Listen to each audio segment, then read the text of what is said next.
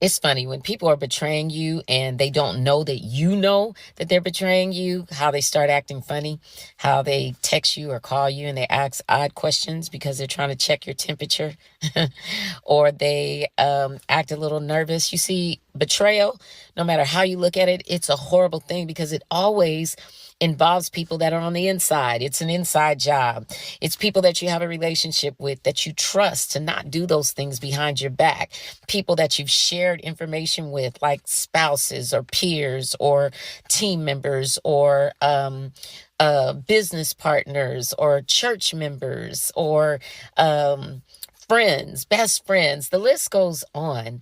These are people that we confided in. And so when we find out that they are doing things behind our back, which we will, especially if you're a child of God, because God has a way of letting you know who's doing things behind your back, and he does it right on time. So when you find out, sometimes you ask, well, what did I do to cause you to do something like this? Because let's just face it, anybody that betrays you, they know that if you find out what they're doing, that you're going to have a problem with it. That's why it's betrayal, because they're doing it behind your back.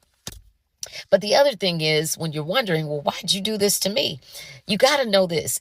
It takes a special kind of person to carry on a whole facade and keep a relationship going on with you while they are conspiring against you, while they are lying, while they are stealing, while they are being unfaithful, while they are talking about you. That takes a special kind of person. So sometimes it's not us. Sometimes the people that are doing this just need to be healed. They've got some things going on the inside that they need to be healed from. And so just know this. We often want to take things into our own hands when people mistreat us and mishandle us, and we feel like I can handle this. But if you're a child of God, the word says in Colossians that anyone that does wrong, they will be repaid for the wrong that they've done, and there's no favoritism. You see, God can handle people that mishandle and mistreat us much better than we can. We know the red flags. We know the signs now of betrayal. So the next time you experience it, because it is a learning experience, you got to know to disconnect the person from your team, but also learn to trust God. Betrayal is not something that just happens. It's not something that we just fall into. You don't just say, oops, I betrayed you. It's not an accident. Betrayal is something that is thought through. It is planned. It is sometimes premeditated. Sometimes we even bring other people in on it, whether it's a person or a group of people, and they have to agree to also being a part of the betrayal. See, that's the thing with betrayal. There is effort that goes into it because you have to consider how you are going to hide things from someone, how you are going to conceal and conspire against them, how you're going to lie, cheat, and steal. And so there's effort that goes into keeping the person being betrayed in the dark, because the whole purpose of betraying is keeping that person in the dark, because there is something that that person is giving to the other person that they don't want to be hindered. They don't want you to find out that they're betraying you because they need something that you have. And so they would rather than coming to you and saying, hey, I want to cut the relationship off, whether it's a business relationship or personal. They could just say, I want to cut the relationship off and I'm going to go do this over here. Or they could say, hey, I want to sit down and talk to you. But rather than do that, they choose to go behind your back and do some things that they know would hurt you if you found out. And so I thought about that. I thought about how a betrayer doesn't care that they hurt the person they're betraying.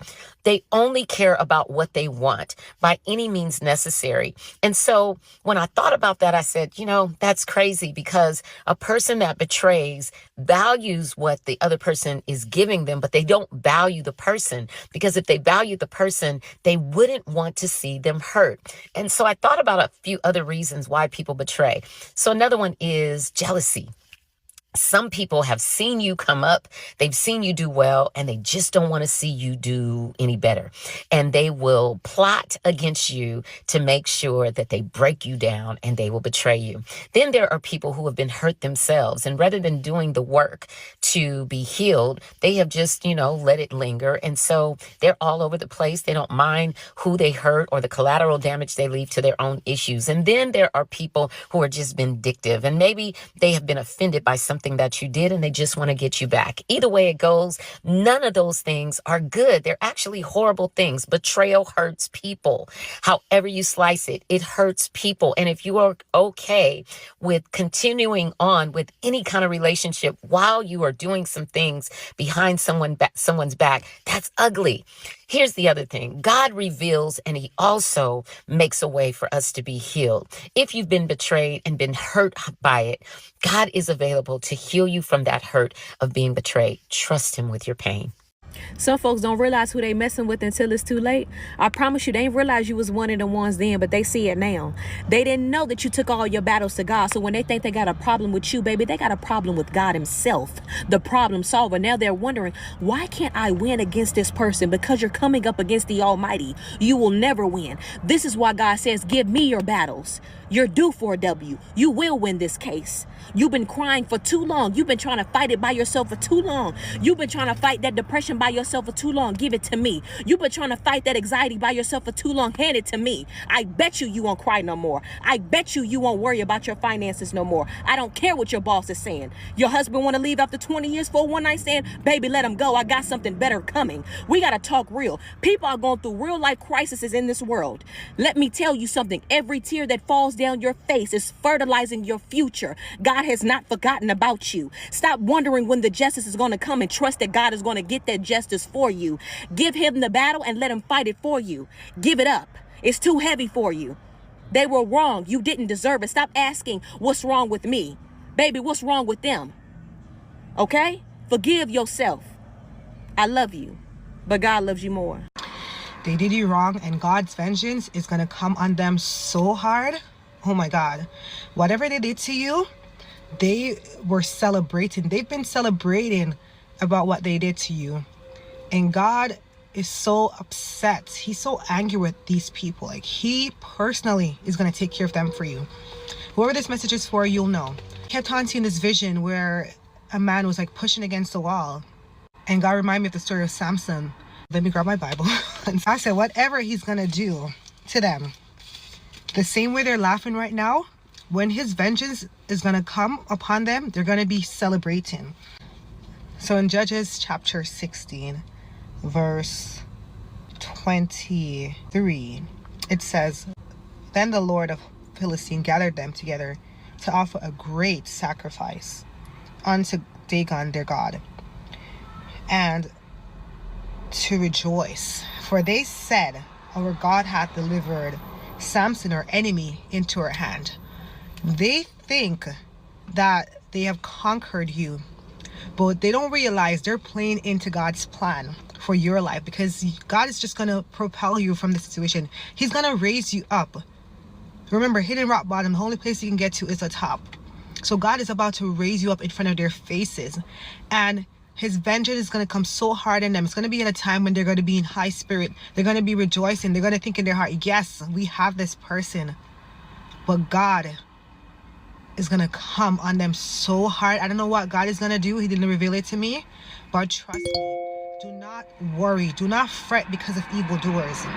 God is in control. God knows what they did to you. You know what they did to you was wrong. And he's going to take care of it for you. Now, still hold these people accountable in whatever situations you can. You don't just put up your hands and say, vengeance belongs to God and there's no accountability. If there's accountability that can take place on your part, hold them accountable. Whether it's legally, whatever method, I don't know the situation. But God still wants you to hold him accountable. He doesn't want you to just put up your hands and say, God's going to take care of it. What he doesn't want you to do is take matters into your own hand and do something illegally. Something illegal that can affect you. Be encouraged. God has your back. His vengeance is going to come so hard on your enemy, and he's going to show them no mercy. There's no mercy for these people, because what they did to you, they showed you no mercy, and he in turn is going to personally take care of it for you. God bless you. I love you guys so much.